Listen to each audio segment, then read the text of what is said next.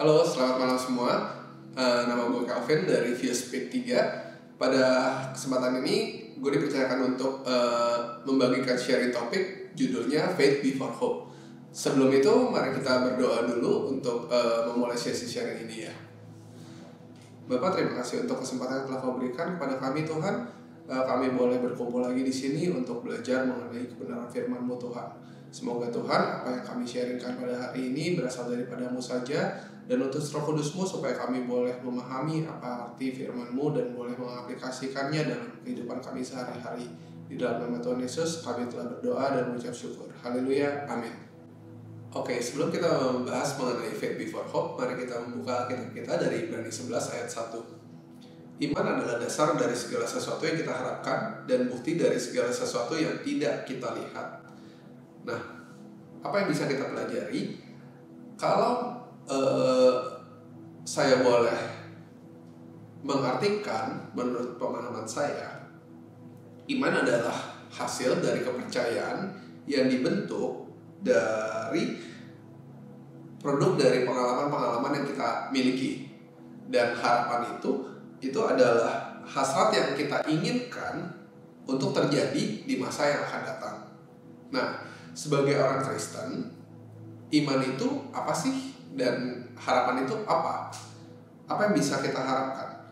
Nah, kalau kita lihat di Yohanes 14 ayat 6, di situ dikatakan Yesus berkata bahwa Dialah satu-satunya jalan kepada Bapa. Tidak ada seorang pun yang dapat pergi kepada Bapa kalau tidak melalui Yesus. Nah, dari hal ini kita bisa mengambil kesimpulan sebenarnya iman kita seharusnya didasarkan kepada kepercayaan kepada Yesus. Kenapa kita harus memiliki iman yang didasarkan pada kepercayaan kepada Yesus? Yesus sendiri udah bilang kalau Dia adalah satu-satunya jalan kebenaran, dan tanpa Dia tidak ada seorang pun yang dapat pergi kepada Bapa, tidak ada seorang pun yang diselamatkan. Nah, kalau kita lihat daripada mulanya, kita yang sebagai orang berdosa itu sudah tidak punya kesempatan untuk hidup bergaul dengan Tuhan, dan kita ditakdirkan untuk mati karena upah dosa adalah maut. Nah, oleh sebab itu, ketika Yesus lahir, kita memiliki harapan. Yesus lahir sebagai harapan untuk kita dapat direstorasi, dipulihkan hubungannya, sehingga kita memiliki harapan untuk dapat hidup kembali, tidak lagi mati oleh karena dosa kita. Nah, Yesus sebagai Tuhan yang hidup, Dia sudah dibangkitkan oleh Allah sendiri, dan tidak hanya berhenti sampai situ. Setelah Dia dibangkitkan, Dia juga mengutus Roh Kudus-Nya kepada kita untuk hidup di dalam hati kita, sehingga kita memiliki harapan yang pasti. Harapan yang pasti dalam Tuhan yang berotoritas dalam hidup kita.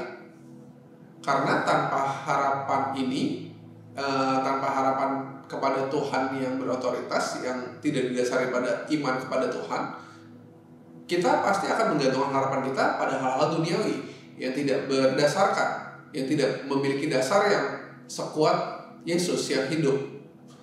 Kalau kita memiliki harapan kepada Tuhan, kita memiliki harapan yang sudah pasti hidup. Sebagai manusia yang diciptakan sempurna seturut gambar dan rupa Allah, kita jatuh dalam dosa, dan seperti yang kita tahu, upah dosa adalah maut. Nah, menariknya di sini, Tuhan tidak membiarkan kita untuk mati, tetapi Dia juga sudah menyiapkan rencana yang mulia, yaitu dengan kematian Kristus untuk menebus dosa kita. Nah, oleh sebab itu kita bisa menarik kesimpulan kalau harapan kita tanpa didasari oleh iman kepada Tuhan itu adalah mati. Nah, dengan demikian kita bisa melihat kalau Yesus itu lahir sebagai harapan untuk kita dapat hidup, untuk kita dapat memiliki hubungan yang direstorasi dengan Tuhan. Karena apa? Ketika kita mengalami masa yang sulit dalam hidup ini, kita tahu bahwa kita tetap diselamatkan. Buktinya apa? Di Efesus 4 ayat 30. Di situ dikatakan untuk kita tidak mendukakan Roh Kudus yang telah memeteraikan kita pada hari penyelamatan. Nah, dengan memiliki iman kepada Tuhan, kita menjadi ciptaan yang baru. Ciptaan yang baru yang memiliki pola pikir yang baru untuk menjadi serupa dengan Kristus. Agar kita tetap memiliki harapan. Harapan untuk apa? Harapan untuk kita memiliki hubungan kembali dengan Tuhan sehingga kita tidak binasa. Harapan orang Kristen itu sangat berbeda dengan harapan yang ditawarkan dunia. Harapan kita berdasarkan pada kebangkitan Tuhan. Lewat kebangkitan Tuhan, Tuhan sudah memenuhi janjinya untuk merestorasi hubungannya dengan kita. Sedangkan kalau tidak memiliki iman kepada Tuhan, kita tidak memiliki harapan untuk hidup itu.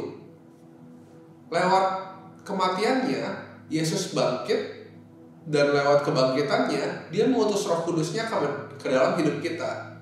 Apa fungsinya? Yesus mengutus Roh Kudus dalam hidup kita. Nah, menariknya di sini adalah Roh Kudus yang bekerja dalam hidup kita, dia yang mengubahkan hidup kita. Kita dimampukan untuk merasakan kegembiraan mengenai keselamatan yang Yesus tawarkan kepada kita.